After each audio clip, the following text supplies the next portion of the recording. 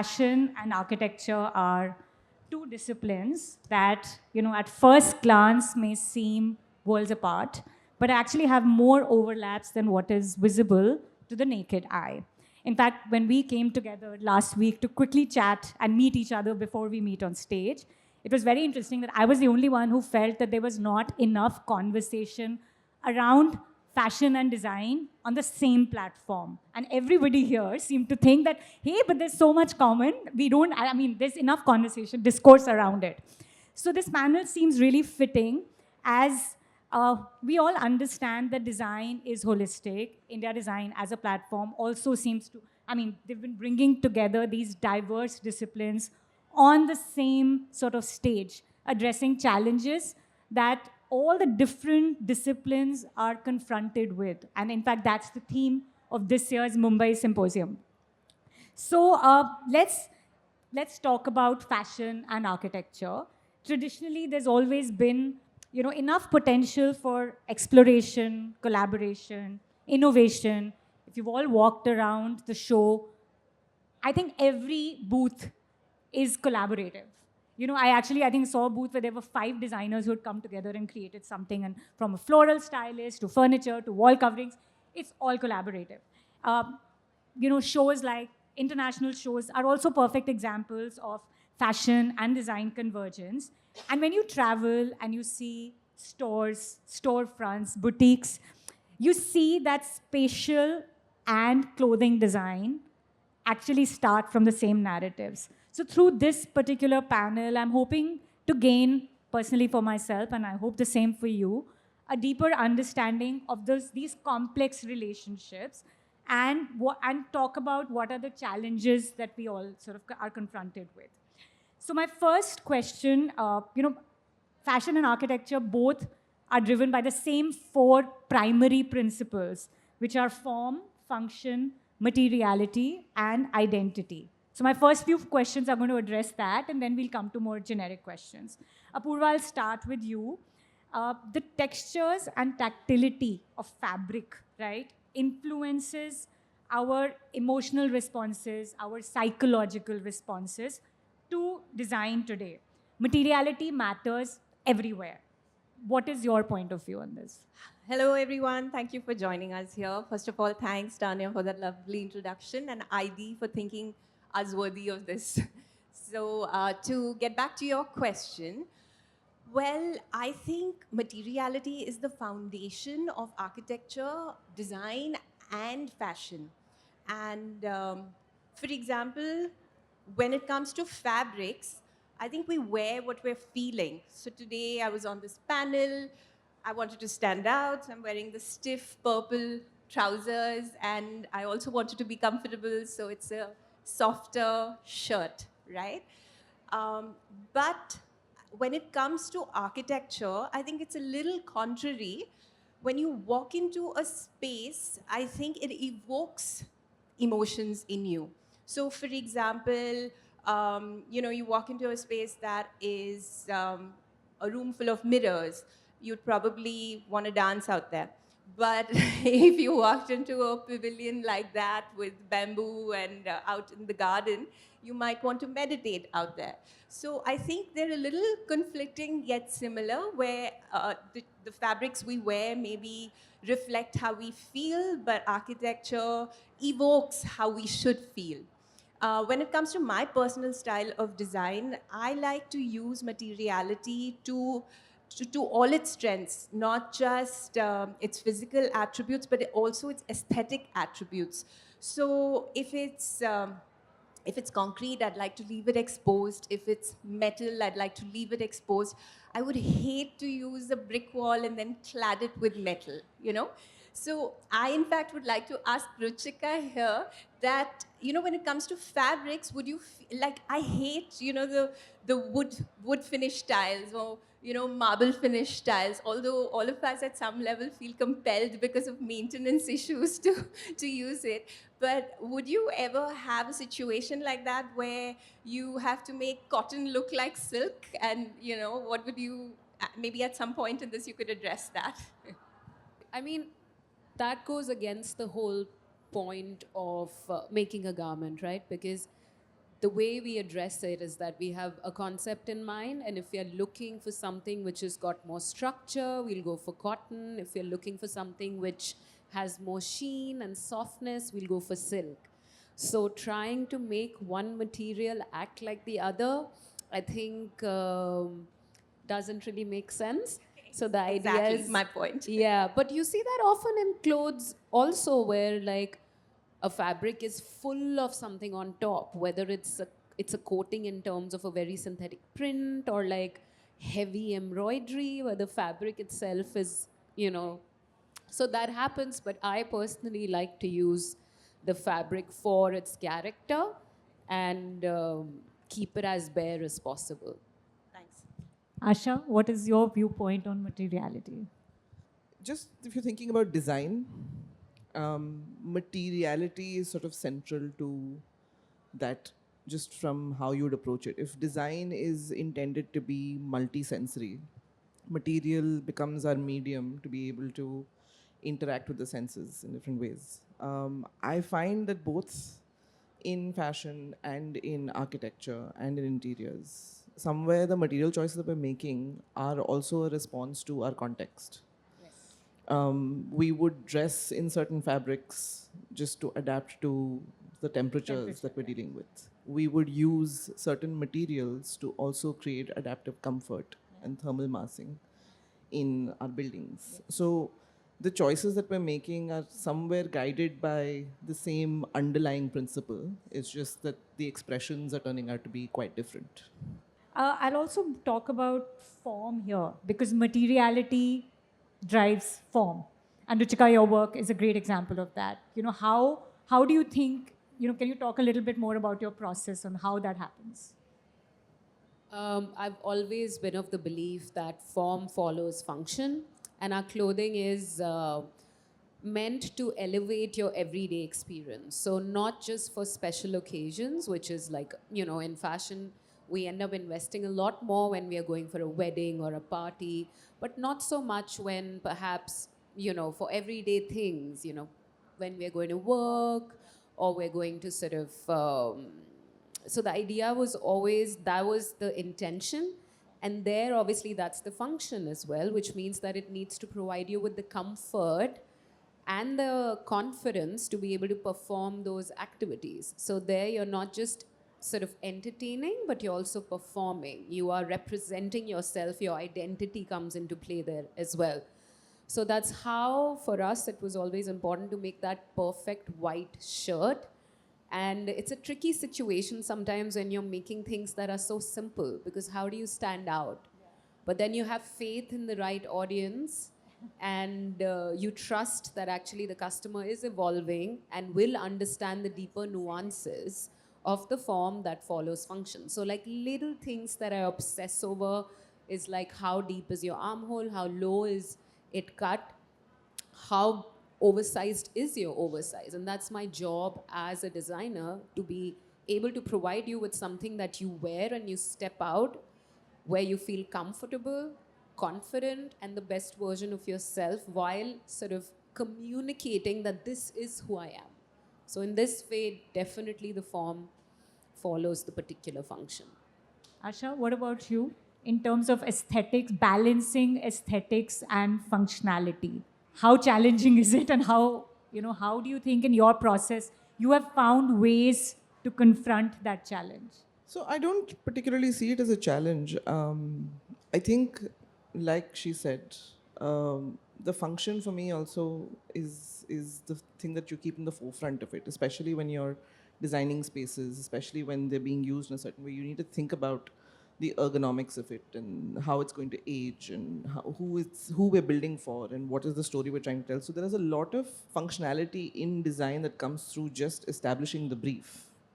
And oftentimes I get this question saying that, oh, is the brief a constraint to your creativity? And I'm like, this is not the pursuit of an artist. We're doing this in service of a client, and there are certain functional requirements that we need to meet.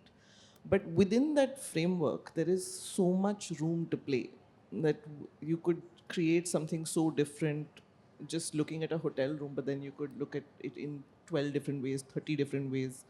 depending on other constraints like where it's located, what the brand is, who's the customer, what are they charging per night. There are a lot of functional aspects that inform design, and that will lead to the generation of the form, and it'll sort of flow from there. So I don't think the two are really a conflict for me. I think one very sort of common aspect between fashion and architecture is identity, right? Fashion, I mean, what you wear defines who you are, is your brand. The same thing is with spaces. Do you think that, I mean, how does one really uh, balance the aspect of branding? I mean, Bodice is one brand, right? And then you're catering to a completely open ended audience. Similarly, the spaces that you are designing, both of you, of course, there is your own personal brand as a designer, and then there is your, like you said, you're designing a hotel, which could be inhabited by anybody. I mean, in that sense, the classic white shirt and the hotel space are, analogies at opposite ends of the spectrum. But they both are catering to the same thing. Again, how do you deal with that? I think when it comes to my brand, right, there is this simple straight line, no fuss detail that you'll probably see in my designs throughout. But I don't think you will find a single design of mine that would look like the other. It comes from the brief, like Asha said, from your client. It comes from context. It comes from so many different readings that you get from a site. And so while my brand is very evident if you looked at, all my work together, whether it's a curve or a straight line, that slightly minimalistic, non-fussy details will always identify it as Lyth. That's my brand. So I don't struggle with it. It just comes naturally. But having said that, it's very difficult if you just give me a piece of paper and say, now design whatever you want, right? You have to have a brief. And if I had to lean on that previous question of yours, form and function definitely, I think, blend. You cannot have one without the other for a designer. They just basically complement each other, and finding that connection and finding a solution in all of that is probably my brand. So, from the point of view of identity, I think it's a very basic human need to be seen and heard as who we are, right? And often with words, it ends up being a bit complicated because you have to be mindful of so many things. So, with what I choose to wear, I can really talk about my values, how I want to sort of, communicate confidence, how I think about the world and the culture around me. For example, there is a woman who maybe would want to wear like a simple shirt, but who she chooses to buy it from. Is she buying it from a high street brand? Is she buying it from an independent designer? Is she keeping the nuances of sort of whether that brand is working with artisans, is being more holistic? I think by just the act of purchasing and picking and wearing that garment, you communicate, and especially if you are somebody with any kind of influence, you communicate to the society that I care about these things.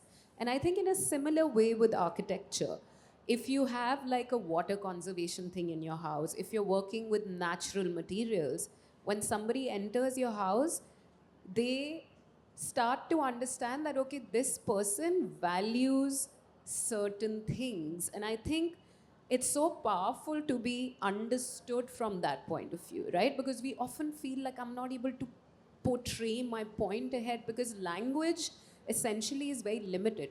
So through the medium of art and fashion and what we wear and where we choose to live, I think we can really, in a very interesting manner, choose to communicate, sometimes even rebel.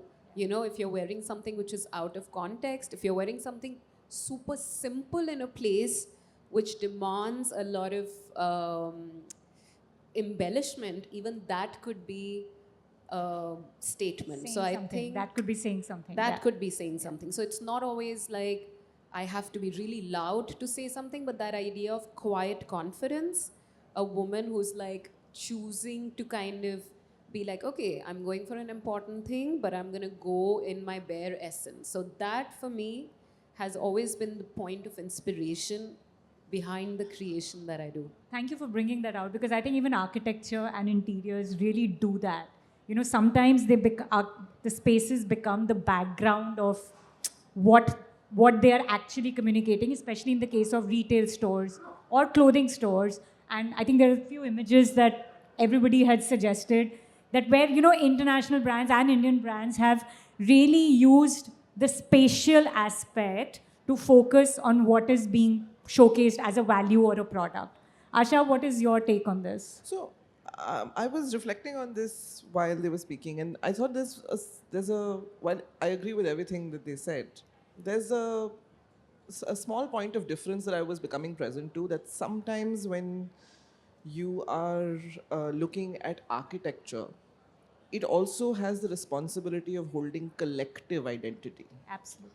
Like it is representative of a place and a people's and a community and public spaces and what they sort of represent to the people in that neighborhood, where it sort of goes beyond the individual messaging and the collective message. And I found that to be one point of distinction between the two ways of practice. And I mean, it was more a question for you in terms of, because you have to put out a collection as well, right? I mean, particularly in your line of work, how much is it about you having to ensure that your identity is sort of running through it? I don't worry about that. I think that's just something that informs my work. It gives me a certain, because otherwise, like Apoorva was saying, you can just go all over the world. Like there's so many things you can pick from. So the brand's aesthetic value system just informs the design process, but it never restricts. And the way I work is that every next collection actually comes from the previous collection, where we learn from it and then we push it forward. For example, what I'm wearing right now, obviously the binding is our signature, but we were working with block printing and we started to block print the binding in a way that it's still very abstract. We don't often talk enough about how something is made, because that itself makes it very interesting, because the fact of knowing that it's a block that's been dragged almost like a brush to create something, which is also interesting, But it's never a problem for me. In fact, I need to, if a designer chooses to do the same thing over a long period of time, that's a problem. You have to constantly break out of your mold and evolve, which is, the feedback that I get often from Ashti, sitting right there, and from my team as well. So it's a balance between the two. And I think, the creative process really plays a very important role. In fact, I think at forums like this, it is really important that we talk about the creative process a lot more. It's very easy to see the final product and everybody sort of assumes that, okay, this is what would have driven, this, or this is what would have led to this. But I think as designers, if we talk about the process, then that has so much more impact in our regular way of thinking. I think the earlier panel also spoke about that. I mean, what you take away from talking about water is not what ends at the panel, and what Sneha rightly said, it's about what we take back from there. And I think that's what adds soul to design, right? Exactly, yeah. Because otherwise we're just looking at beauty, and who defines what is beautiful and what's ugly. I think the idea is, and that's why art is so interesting, because there's somebody who speaks about a concept behind a particular creation. Otherwise, good design is just a bunch of people agreed to saying that's beautiful. Thank you. If it Thank doesn't you. have Asha's any very concept. happy to hear that. Okay, I'm going to talk about two words that I think Asha and Apoorva both mentioned, and obviously they're buzzwords. So one is context, right? Everybody talks about context, and it drives, context, trends, sustainability, three words that are mostly synonymous when design is being spoken about. Now, while these disciplines cannot be truly separated from, cultural context, historical context, and are they also bound to societal norms? Do we sometimes fall into that trap of adhering to too much context? And is that what defines sort of contemporary Indian design today? I think, sorry, I have only 2 sentences to say there, but it's like when you talk about global design values, right? I think that takes away a little bit from context, because something that's global, that's international, cannot apply to every context, but somehow it's popular. So as much as we all like to say context as one of those words that we have been ingrained in our brains in architecture school, 5 years, context, it's not all true anymore, because everybody's designing for a global world. What gets designed in Milan cannot possibly be contextual in India, but that's okay. I mean, I'm fine with it, right? I'm happy to use it if it works for me. And while these are all beautiful words, we all adapt. Asha, what is your take on this? So there's the theoretical part of context, and let's keep that aside for now. And yes, in that domain, maybe there's a lot of jargon that's being thrown around. And a lot of post-rationalization of why something is contextual. Exactly. In both fields of design, and I'm sure if we go beyond both Yeah. fashion and architecture, it would exist. But fundamentally, all design is contextual. Like, that's how it has evolved. It's true for fashion, it's true for industrial design, it's true for Product. architecture, it's true for product. That's how things have moved forward. Like, you see it in fashion with what happened post the Second World War and how the silhouettes changed. You see it when the miniskirts came up with the sexual revolution of women. You see it with slogans and t-shirts with Vivienne Westwood wanting to make political statements. And you see the same thing that was happening in architecture as well. And the thing is that we can say that we'd like to, I don't know if anyone would want to, but I don't see the value in doing something that's context agnostic. Even as simple example as, just the choices of fibers in clothing. So if you shop in the West, if you shop in London where the climate's completely different, you can actually wear certain really nice polyester material. It works really well. It never wrinkles. It's so great. It falls out of your closet and or falls out of your suitcase and you can wear it. And the same thing here, you'd be like sweating through it. So very naturally, even if stores started keeping that fiber, you would eventually see that those selections are just not being sold. So it's not so much just the jargon of context. There's a reason why these things are the way that they are, why there are certain fabrics that sell better here. And you wouldn't find cotton as easily in the West because you don't have people that are going to iron it for you. Who's going to spend all that time doing istri in the morning? So there are practical reasons why certain things are the way they are, why we use certain materials here in building construction and different materials get used in the West. So it isn't just the jargon of it. We have to, I think people just love talking about it now, so hence it's become a bit of a buzzword. Ruchika, what do you think? I mean, luckily we didn't speak too much about context in fashion school. In fact, it's all about breaking, like what's meant to be where. It's about standing out. I also think like the way to really, the way she spoke about context makes total sense, because it's like, again, form follows function. You have a certain requirement, which is a practical requirement, and of course you choose your material accordingly. But at the same time, I think there is, I find a lot of like joy in trying to question why certain things are the way they are, and can they be changed, and what would happen if you place something completely different in a completely different context. And I think that itself starts a very interesting conversation, because a lot of design, you go to design school and you learn everything and you learn the craft, but then when you walk out, it's also about unlearning. And I think people who have been able to make a difference are the people who have the courage to take the risk to do something slightly out of context too. So that in a I way agree. is... I'm with you there. Yeah, and I Yeah. think contemporary Indian design is really doing that right now. I think in today's time, that's one thing that we can be really proud of. What you're saying, whether it's fashion, product, furniture, you name it, Indian design is doing that. And I think it has also led to a lot of what is authentic, homegrown Indian design. Because while it's doing something for context, it is also doing something out of context. I mean, the whole point of now sort of breaking boundaries of who you are, me being a fashion designer, them being an architect, it's like they could easily design clothes also, to be honest. I'm sure they do. I am sure they do. You know, like how I designed my store, for example, which was there on it. I feel that as designers, even just it's so liberating to break out of the whole mold of what you're supposed to do where, and that's where you collaborate, and the whole conversation around multi sort of disciplinary Design, yeah. things come about as well.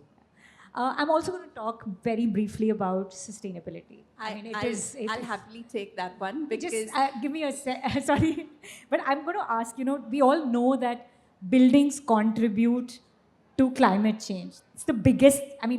The very act of building actually contributes to consumption and climate change, and we need, as designers, we need to take full ownership of that. Fashion is grappling with the same issue. That whole issue about fast fashion is an issue actually about sustainability, right? So how do we become responsible as designers in that context? And Apoorva, I can start with you. So, how do we become responsible I think we all are responsible. Nobody here wants to call themselves irresponsible. But I think a conscious way to do it is to educate yourself. So, I think when I think sustainability, I used to think non-aesthetic or compromised aesthetic, and I would think expensive. It definitely costs more than the comparative. But I want to talk about a personal experience here. A couple of years ago, I had a midlife crisis, and I signed up for a workshop in bamboo in Bali. Okay, and it was life-altering. There were people from the ages of 17 to 77 there learning about bamboo. And the minute I learned about bamboo and the sustainable nature and what all you could do with it, suddenly I started applying it to my design process. So just yesterday, in fact, I showcased this structure that has been playing. It's in Ashoka University. It's a food street that I designed with bamboo canopies. And honestly, if I hadn't opened up my mind to learning about it, it would have never come to me as my proposal. Just because I was aware of how to use it, I knew the people to connect with that could help me build it. That's why I went down that road bravely, which I would have not taken otherwise. And I was given a budget, so it wasn't beyond the budget.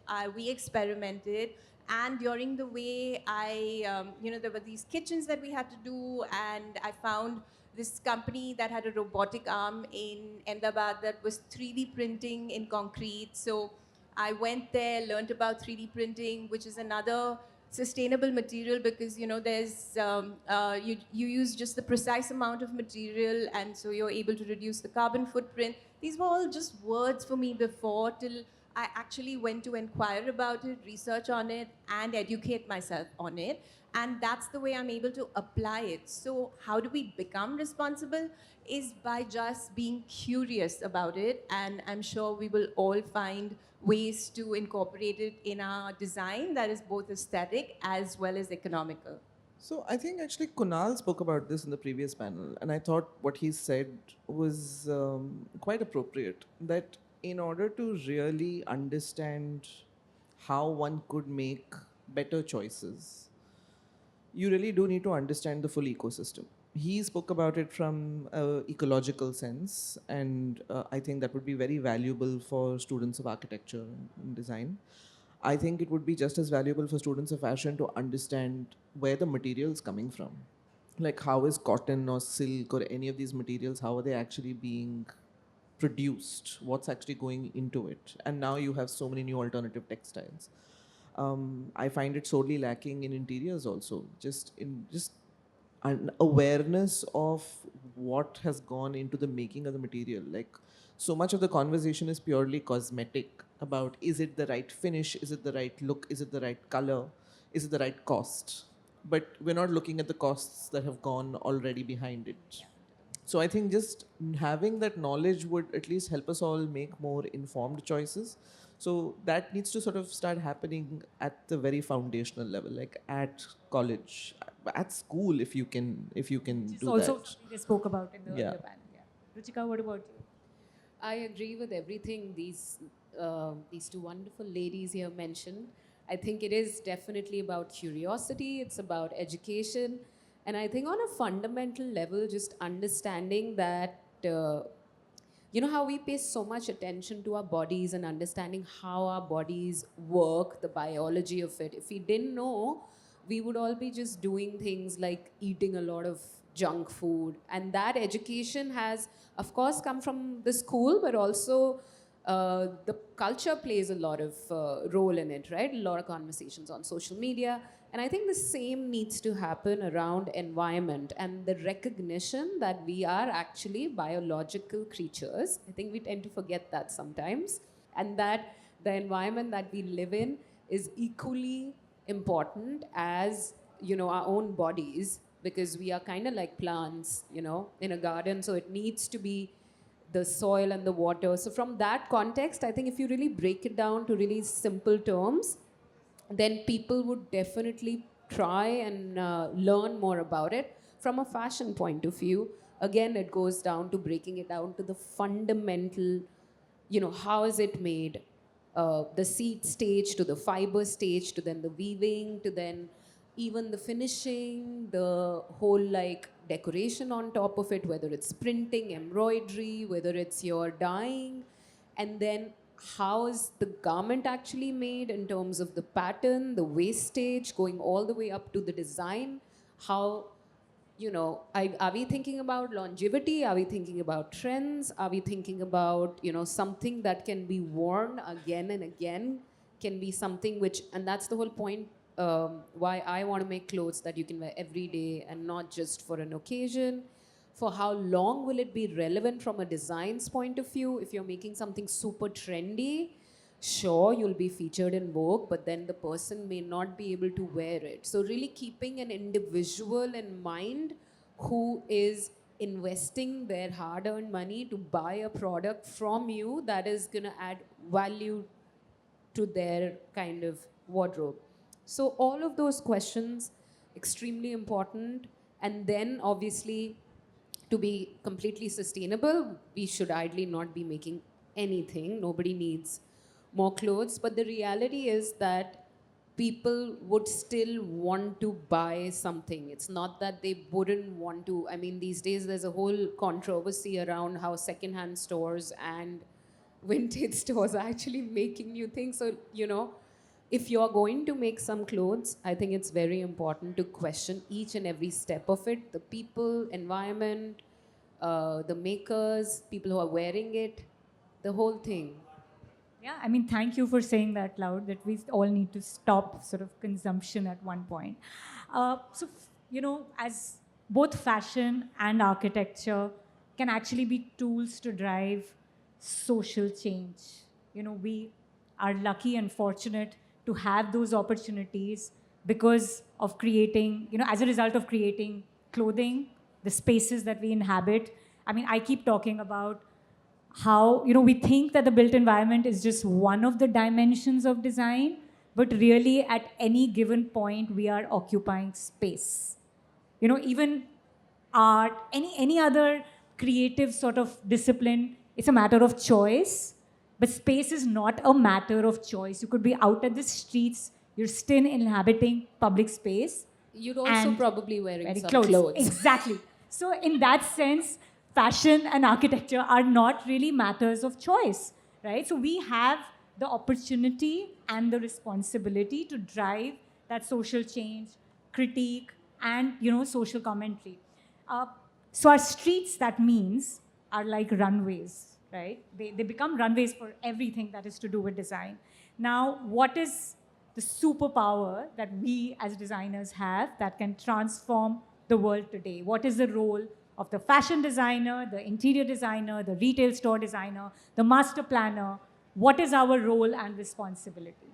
Okay, I haven't prepared for this question. but I'll tell you, I think it overlaps a little bit with the first one, where I said architecture has a responsibility, and that responsibility is basically dictating the mood of a person. So if I create a space where the person that's using it is constantly annoyed, angry, upset, then I have failed at doing my job, right?